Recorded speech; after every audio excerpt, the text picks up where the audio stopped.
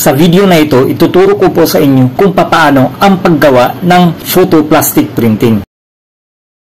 Ito yung pagpiprinta natin ng picture. Ang tawag dito ay PET card or PVC card. Ang tatak nito ay kuye. Pero guys, hindi po sponsored na video ito, no? So, ito ang kanyang PVC card.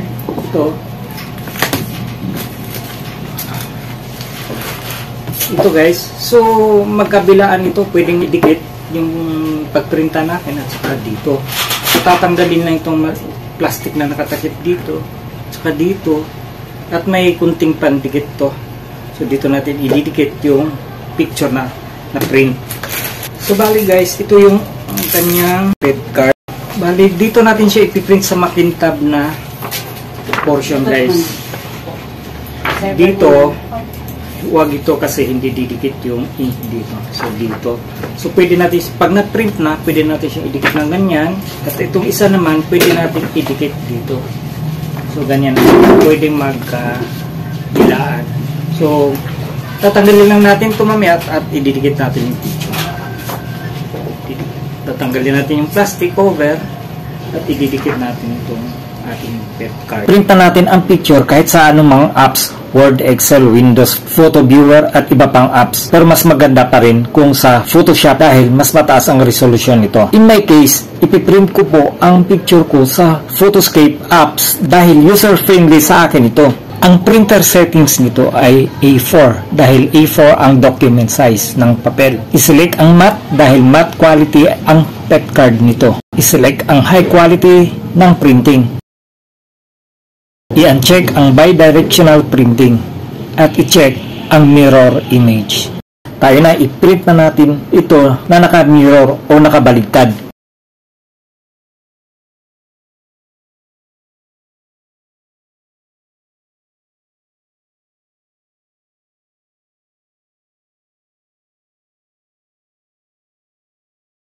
Na-print na po natin ang dalawang pictures. Ngayon ay ididikit na po natin ang mga ito na magkabilaan sa PVC board. Tanggalin na natin ang plastic cover ng PVC.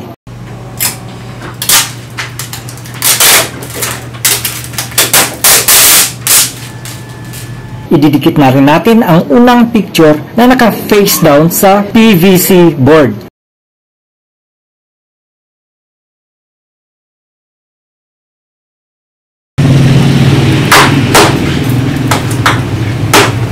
So sa ngayon guys ay malabo pa siya.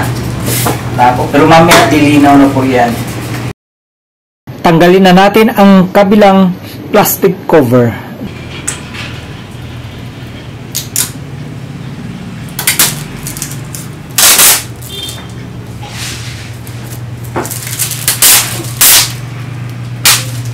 Idikit na rin natin ang pangalawang picture. So ito guys, kailangan naka-face down ulit para yung pangalan ay tutuwid.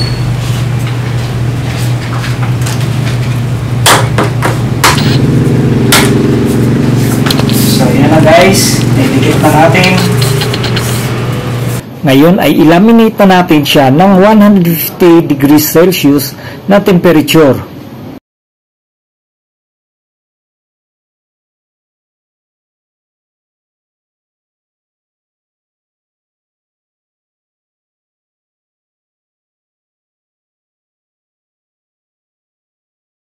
Puputulin na natin ang magkabilang puting outline sa pamamagitan ng matalim na paper cutter para hindi maghimulmul ang pinagputulan nito.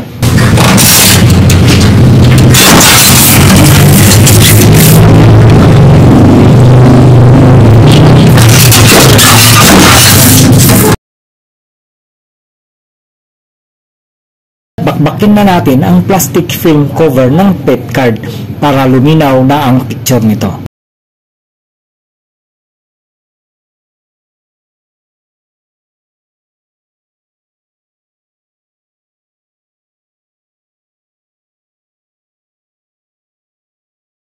Ayan na oh, sobrang ganda ng picture natin. Makintab siya at hindi nabubura At ang kapal pa ng plastic. Kung nagugustuhan niyo po ang video na ito, huwag pong kalimutan i-click ang subscribe button at notification bell para updated kayo sa mga kapaki-pakinabang na video na i-upload ko. Thank you.